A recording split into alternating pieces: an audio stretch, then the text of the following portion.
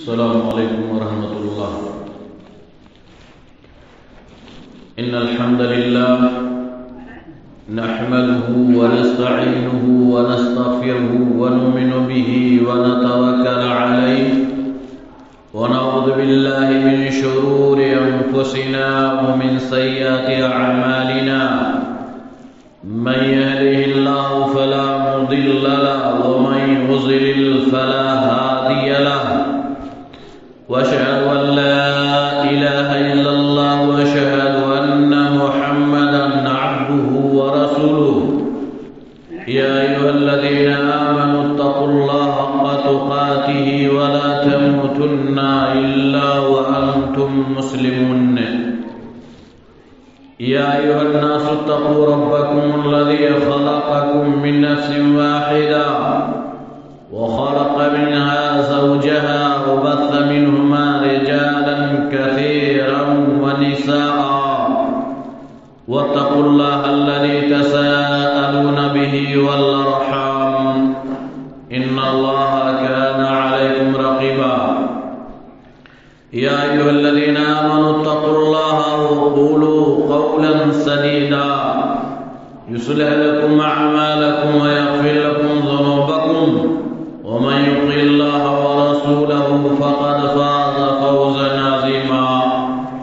أما بعد فإن أصدق الحديث كتاب الله وخير الهدي هدي محمد صلى الله عليه وسلم وشر الأمور محدثاتها وكل محدثة بدعة وكل بدعة ضلالة وكل ضلالة في النار. أعوذ بالله السميع العليم من الشيطان الرجيم. بسم الله الرحمن الرحيم. ولقد خلقنا الإنسان ونعلم ما توسوس به نفسه ونحن أقرب إليه من حبل الوريد. إذ يتلقى المتلقيان عن اليمين وعن الشمال قعيد ما يلفظ من قول إلا لديه رقيب عتيد. وجاءت سكرة الموت بالحق ذلك ما كنت منه تحيد. ونفخ في الصور ذلك يوم الوعيد. وجاءت كل نفس معها سائق وشهيد. لقد كنت في غفلة من هذا فكشفنا عنك غطاءك فبصرك اليوم حديد. وقال قرينه هذا ما لدي عتيد. ألقيا في جهنم كل كفار عنيد مناع للخير معتد مريب. الذي جعل مع الله إلها آخر فألقياه في العذاب الشديد. قال قرينه ربنا ما طغيته ولكن كان في ضلال بعيد. قال لا تختصموا لدي وقد قدمت إليكم بالوعيد. ما يبدل القول لدي وما أنا بظلام للعبيد. يوم نقول لجهنم هل امتلأت وتقول هل من مزيد. وأزلفت الجنة للمتقين غير بعيد. هذا ما توعدون لكل أواب حفيظ. من خشي الرحمن بالغيب وجاء بقلب منيب ادخلوها بسلام ذلك يوم الخلود. لهم ما يشاءون فيها ولدينا مزيد. وقال تعالى في موضع آخر بسم الله الرحمن الرحيم. وما أتاكم الرسول فخذوه وما نهاكم عنه فانتهوا. وقال تعالى لقد كان لكم في رسول الله أسوة حسنة لمن كان يرجو الله واليوم الآخر وذكر الله كثيرا. سبحانك لا علم لنا إلا ما علمتنا إنك أنت العليم الحكيم. معزز و محترم حاضرین جمعہ، دینی و ملی بھائیوں، بزرگوں، عزیز بچوں، ہر طرح کی حمد و ثنا، بڑائی و بزرگی صرف اور صرف اللہ تبارک و تعالی ہی کے لیے ہے، جس کے ہاتھ میں ہر چیز کی بادشاہت ہے۔ درود و سلام و آخری نبی جناب محمد الرسول اللہ صلی اللہ علیہ وسلم پر، جو ہمارے لیے اسوہ اور قدوہ ہیں،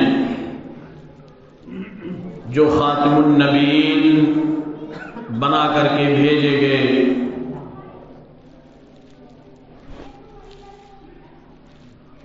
اسلامی بھائیوں،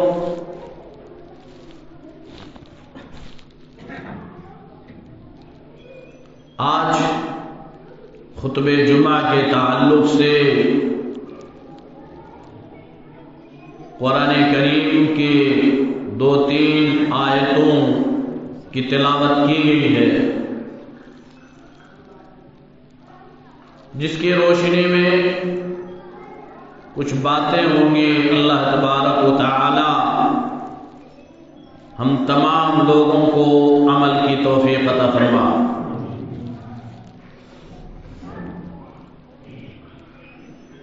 اسلامی بھائیوں، شریعت اسلامیہ میں جس طرح سے قرآن کریم کی اہمیت اور قرآن کریم کی تعلیمات پر عمل کرنا ضروری ہے، جو واجبات ہیں ان پر عمل ضروری ہے، اسی طرح سے اسلامی مصادر میں سے قرآن کریم کے بعد سنت رسول صلی اللہ علیہ وسلم ہے، جس کی اہمیت اور جس کی فضیلت قرآن کریم میں خود اللہ تبارک و تعالی نے بیان کیا ہے، اور رسول اکرم صلی اللہ علیہ وسلم نے بھی اپنی سنت کے تعلق سے صحابہ کرام کو واضح طور پر اپنے طریقے اور اپنی تعلیمات پر عمل کرنے کا حکم دیا ہے۔ سنت نبوی صلی اللہ علیہ وسلم کی اسلام میں بہت ہی بڑی اہمیت ہے،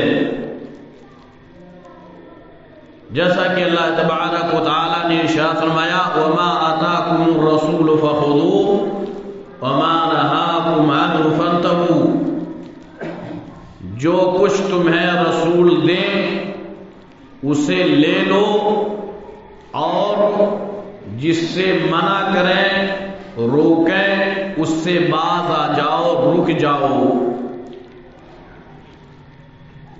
سنت کیا ہے؟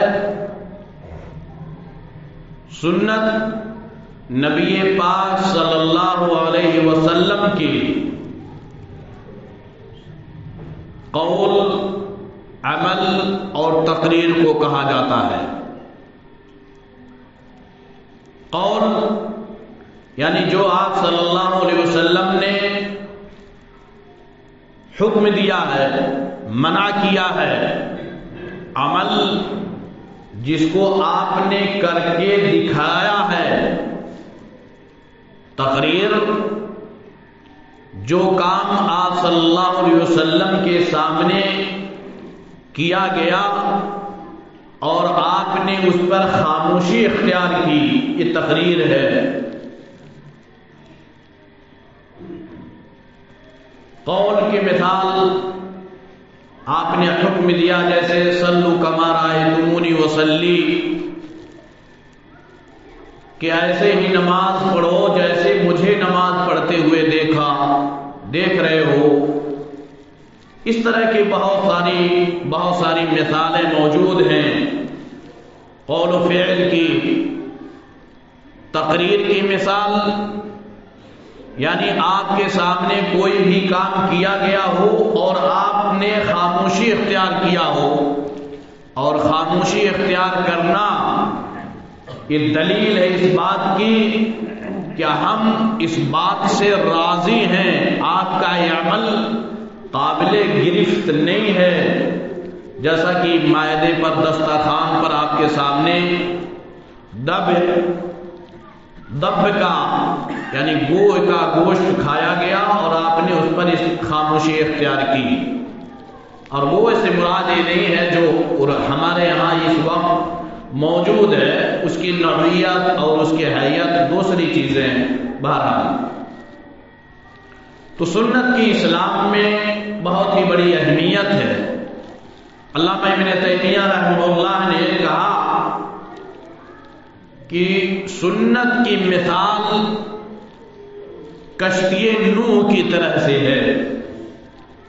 کشتی نوح کی طرح سے نوح علیہ السلام کی کشتی پر جو لوگ سوار ہوئے وہی لوگ محفوظ رہے اللہ کے عذاب سے، اور جو لوگ کشتی نوح پر سوار نہیں ہوئے وہ لوگ غرقاب ہو گئے۔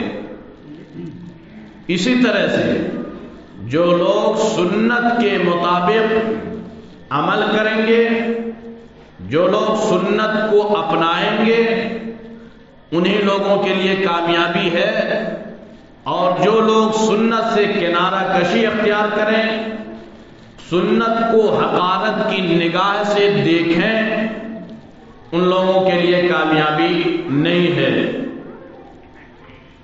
اللہ تبارک و تعالی نے ارشاد فرمایا لقد كان لكم في رسول الله اسوة حسنة، کہ لوگوں تمہارے لیے نبی پاک صلی اللہ علیہ وسلم کی زندگی اسوہ ہے، قدوہ ہے، آئیڈیل اور نمونہ ہے۔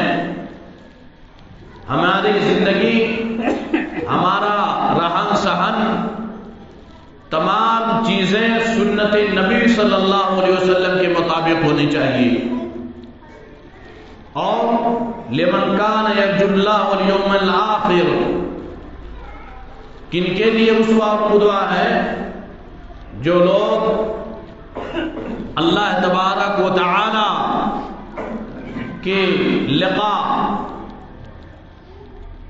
اور آخرت کے دن پر ایمان رکھتے ہیں، اور اللہ تبارک و تعالیٰ کا ذکر و اذکار کرتے ہیں، اور حقیقت میں سنت نبوی صلی اللہ علیہ وسلم سے وہی لوگ فائدہ اٹھاتے ہیں، سنت نبوی صلی اللہ علیہ وسلم کو وہی لوگ اپناتے ہیں، جو لوگ اللہ پر ایمان رکھتے ہیں، آخرت پر ایمان رکھتے ہیں، جو لوگ نبی پاک صلی اللہ علیہ وسلم کی سنت کی اہمیت کو سمجھتے ہیں، اور جب تک رسول اکرم صلی اللہ علیہ وسلم کو ہم فیصل نہ مان لیں کسی بھی معاملے میں، نبی پاک صلی اللہ علیہ وسلم کو اپنے لیے منصف نہ مان لیں، تب تک انسان سچے معنوں میں مومن نہیں ہو سکتا۔ اللہ تبارک و تعالیٰ کا ارشاد ہے فَلَا وَرَبِّكَ لَا يُؤْمِنُونَ حَتَّى يُحَكِّمُوكَ فِي مَا شَجَرَ بَيْنَهُمْ ثُمَّ لَا يَجِدُوا فِي أَنفُسِهِمْ حَرَجًا مِّمَّا قَضَيْتَ وَيُسَلِّمُوا تَسْلِيمًا۔ نبی پاک صلی اللہ علیہ وسلم کی سنت کی اہمیت ہے قرآن کریم میں، اس کے علاوہ بہت ساری چیزیں ہیں۔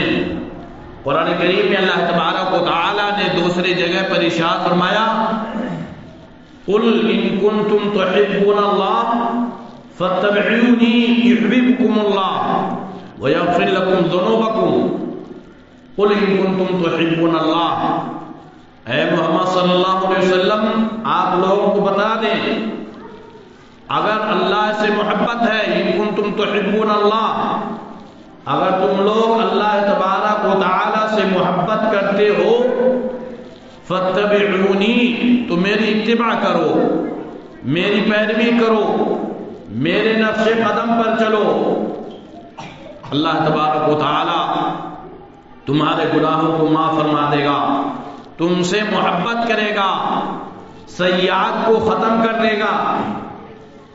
اللہ تبارک و تعالی سے محبت کی دلیل نبی پاک صلی اللہ علیہ وسلم کے سنت کے مطابق عمل ہے،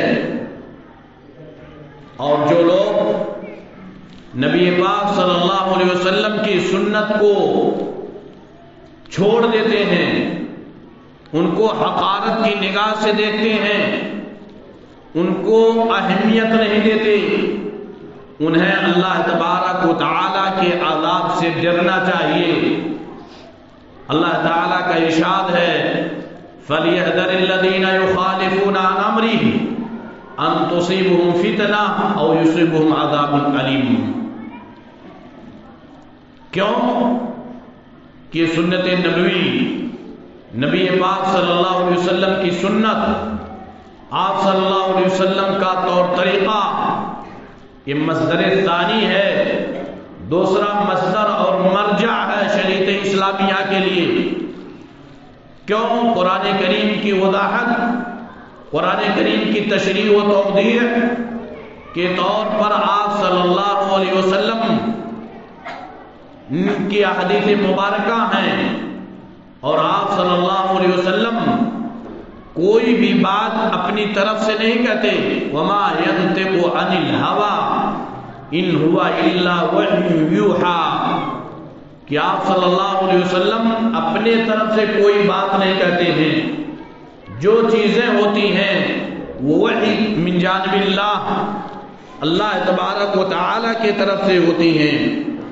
اس طرح سے قرآن کریم میں بہت ساری آیتیں موجود ہیں جو نبی پاک صلی اللہ علیہ وسلم کی سنت پر ابھارتی ہیں، اور اسی طرح احادیث رسول صلی اللہ علیہ وسلم موجود ہیں۔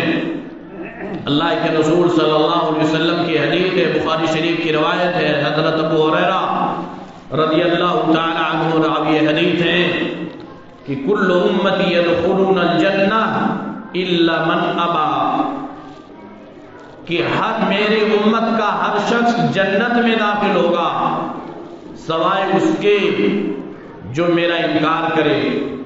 صحابہ کرام کو تعجب لگا، صحابہ کرام نے سوال کیا کہ اے اللہ کے رسول صلی اللہ علیہ وسلم من یابا، کہ کون آپ کا انکار کرے گا آپ کی رسالت کا، یا آپ کے پر ایمان لانے سے کون انکار کرے گا؟ تو آپ صلی اللہ علیہ وسلم نے فرمایا من اطاعنی دخل الجنہ ومن عصانی فقد ابا، جس نے میری اطاعت کی، میرے نقش قدم پر چلا، مجھے رسول مانا، اور رسول ماننے کے بعد ہماری تعلیمات کے مطابق عمل کیا، اس نے میری اطاعت کی، وہ شخص جنت میں داخل ہوگا۔ اور جس نے میری نافرمانی کی وہ گویا کہ اس نے میرا انکار کیا۔ ہم اپنے زبان سے گرچہ نہ کہیں کہ ہم نبی پاک صلی اللہ علیہ وسلم کی رسالت کا انکار کرتے ہیں، آپ پر ایمان میں لاتا ہوں زبان سے اقرار کر لے، لیکن عملی میدان میں وہ کورا ہو، عملی میدان میں وہ سنت رسول صلی اللہ علیہ وسلم سے کوسوں دور ہو، تو زبانی دعویٰ سے کوئی چیز حاصل ہونے والے نہیں۔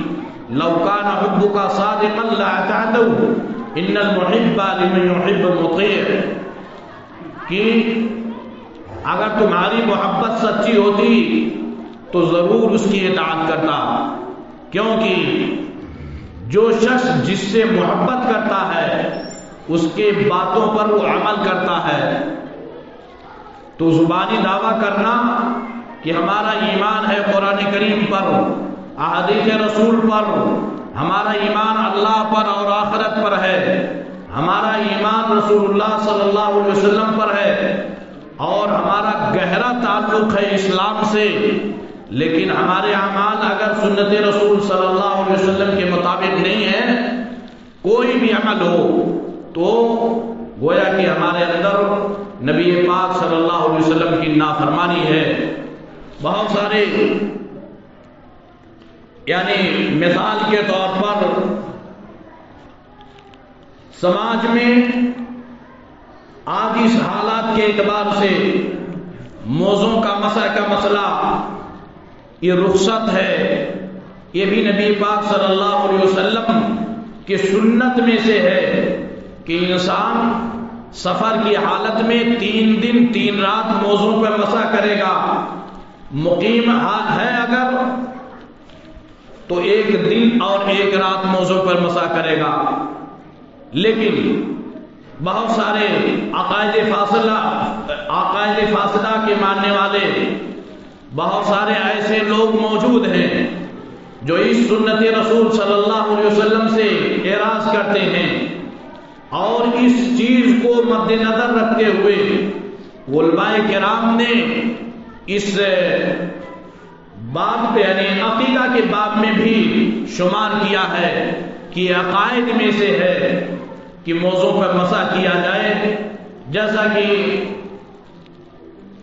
کتب عقیدہ میں اللہ علماء کرام نے ذکر کیا وَنَرَى الْمَسْحَ عَلَى الْخُفَّيْنِ فِي السَّفَرِ وَالْحَضَرِ كَمَا جَاءَ فِي الْأَثَرِ، کہ موضوع پر مسح کرنا یہ نبی پاک صلی اللہ علیہ وسلم کی سنت پر عمل کرنا ہے، اور اس کے علاوہ چاہے وہ خوارج ہوں یا معتزلہ یا روافض، یہ اس طرح کے جو فرقے ضالہ ہیں، یہ لوگ اس چیز کو نہیں مانتے اور موضوع پہ مسح کرنے کی اجازت نہیں دیتے ہیں۔ یہ سنت رسول صلی اللہ علیہ وسلم سے روگردانی ہے۔ اور اسی طریقے سے نماز کے تعلق سے آپ صلی اللہ علیہ وسلم نے فرمایا کہ صلو کما رأیتمونی اصلی، ایسے ہی نماز پڑھو جیسے مجھے نماز پڑھتے ہوئے دیکھتے ہو۔ آج ہمارا عمل نماز کے باب میں کس طرح سے ہے، ہماری نمازیں کس طرح سے ہوتی ہیں، چاہے وہ رفع الیدین کا مسئلہ ہو، رکوع سجود کا مسئلہ ہو، یا نیت باندھنے کا مسئلہ ہو، اذکار کا مسئلہ ہو، جلسہ استراحت، قوما، تشہد، تورک، جتنے بھی آداب و سنن ہیں نماز کے، اس کا اگر جائزہ صحیح معنوں میں لیا جائے تو بہت سارے ایسے حرکات و سکنات ہیں جو نبی پاک صلی اللہ علیہ وسلم کے سنت کے خلاف ہیں، اور اس کے باوجود ہم کہیں کہ ہماری عبادتیں قبول کیوں نہیں ہوتی، جب تک کہ نبی پاک صلی اللہ علیہ وسلم کے سنت کے مطابق نہیں، اس وقت تک ہماری عبادتیں صحیح معنی یعنی قبول نہیں ہو سکتی۔ سنت رسول میں سے کھانے پینے کا مسئلہ ہے۔ آج مسلم طبقہ، مسلم سماج اس معاملے میں بھی بہت دور نکلتا چلا جا رہا سنت رسول صلی اللہ علیہ وسلم سے۔ اللہ کے رسول صلی اللہ علیہ وسلم نے ارشاد فرمایا ہے کہ انسان جب کھانا شروع کرے تو بسم اللہ سے شروع کرے۔ آج اس معاملے کو دیکھیں کہ ہمارے گھروں کے اندر اس پر کتنا عمل ہے، چاہے وہ شباب یعنی نوجوان طبقہ ہو یا اور اس طرح سے ہم خود اپنا جائزہ لیں۔ داہنے ہاتھ سے استعمال کرنا ہے، داہنے ہاتھ کا استعمال آج ایسے لوگ جو اپنے آپ کو مغربی تہذیب یعنی سے مغربی تہذیب میں جو لوگ ڈھل چکے ہیں اور جو لوگ اپنے آپ کو بڑکپن شمار کراتے ہیں، جو لوگ سماج میں اٹھتے بیٹھتے ہیں اور اسلامی تعلیمات کو پشے پشت ڈالتے ہوئے انہیں لوگوں کے تہذیب کو اپنائے ہوئے ہیں کہ وہ بایاں ہاتھ استعمال کرتے ہیں، چاہے وہ چائے نوشی کے تعلق سے ہو، کھانے پینے کے تعلق سے ہو، اور کہنے پہ کہ اس میں کوئی حرج نہیں ہے۔ یہ نبی پاک صلی اللہ علیہ وسلم کی سنت سے روگردانی ہے، انحراف ہے۔ اور اسی طریقے سے کھانے ہی کے بارے میں اللہ کے رسول صلی اللہ علیہ وسلم نے فرمایا کہ جب اس کھانا کھایا جائے بالکل برتن کو صاف اور شفاف کر کے کھایا جائے، چاٹ کر کے کھانا کھایا جائے، پتہ نہیں کھانے کے کس حصے میں برکت ہے اور وہ اسے ہم محروم رہ جائیں۔ لیکن آج اس چیز کو ہم سامنے رکھیں، اپنے گھروں کا جائزہ لیں، سماج کا محاسبہ کریں، کیا اس پر عمل ہے؟ بالکل نہیں۔ نہ تو برتن کی صفائی صحیح معنوں میں کھانے کے وقت اس کو یعنی حقارت کی نگاہ سے دیکھا جاتا ہے جو برتنوں کو صاف کر کے کھاتے ہیں۔ آپ ہوٹلوں پہ دیکھ سکتے ہیں، اس میں وہ لوگ فخر محسوس کرتے ہیں جو آدھے کپ کو چائے کو پیا، آدھے کپ کو چھوڑ دیا، اور جو پورا پی جائے اس پر ہنسی مذاق اڑائی جاتی ہے کہ یہ دیکھو یہ گویا کہ بھکاری آدمی ہے، اس کے پاس تہذیب نہیں ہے، اس کے پاس تہذیب و ثقافت نہیں ہے۔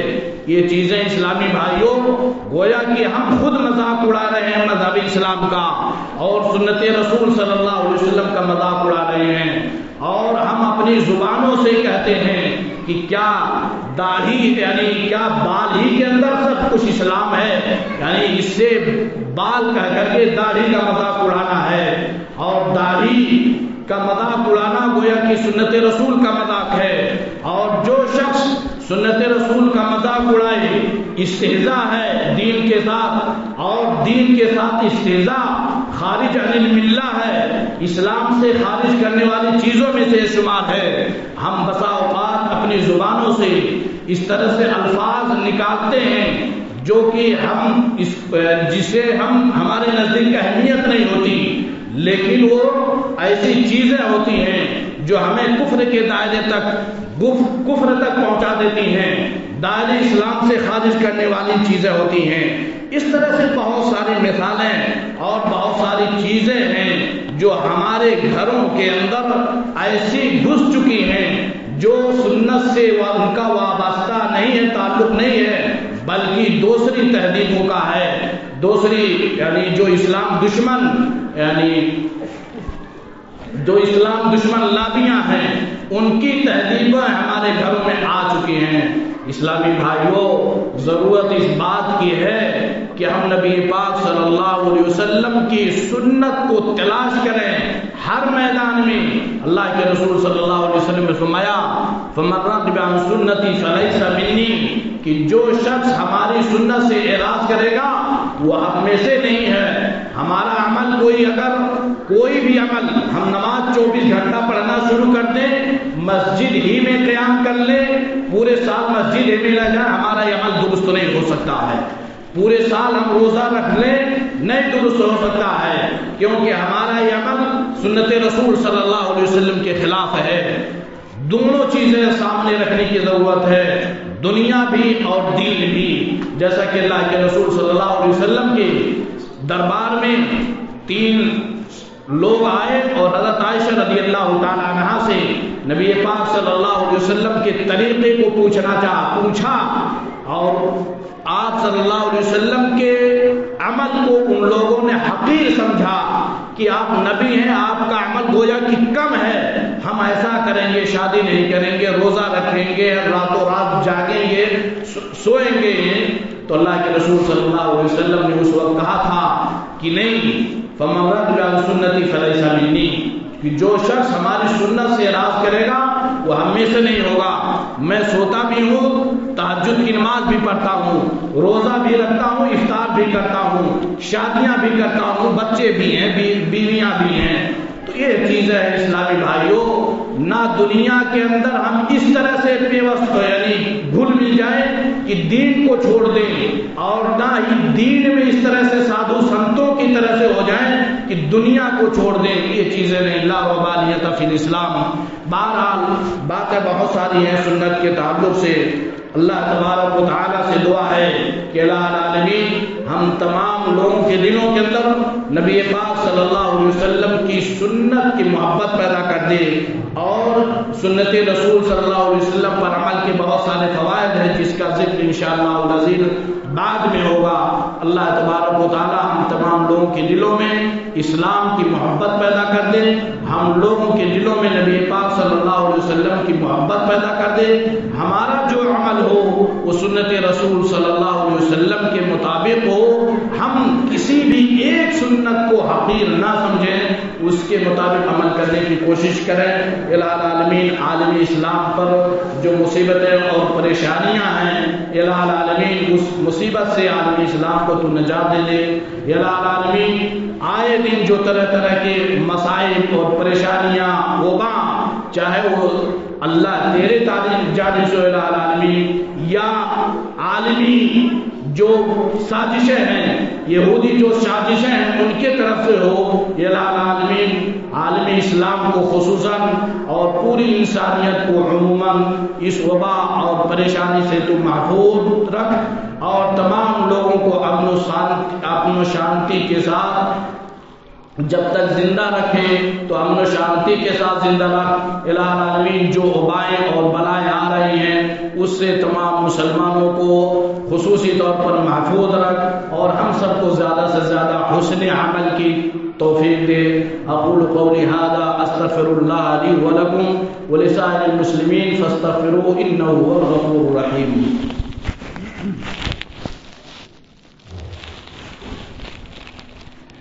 إن الحمد لله نحمده ونستعينه ونستغفره ونؤمن به ونتوكل عليه ونعوذ بالله من شرور أنفسنا ومن سيئات أعمالنا من يهده الله فلا مضل له ومن يضلل فلا هادي له وأشهد أن لا إله إلا الله وأشهد أن محمدا عبده ورسوله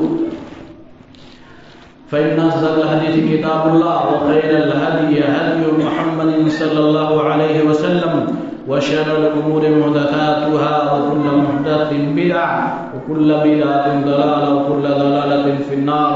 أعوذ بالله السميع العليم من الشيطان الرجيم، بسم الله الرحمن الرحيم۔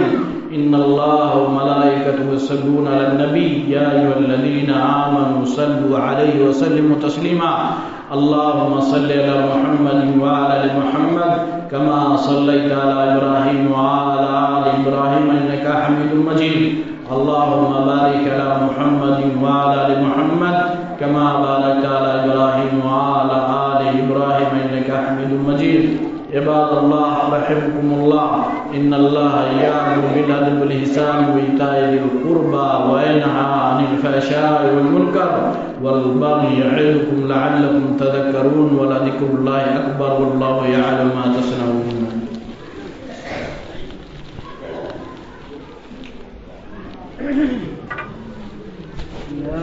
الله أكبر أشهد أن لا إله إلا الله حي على الصلاة حي على الفلاح قد قامت الصلاة قد قامت الصلاة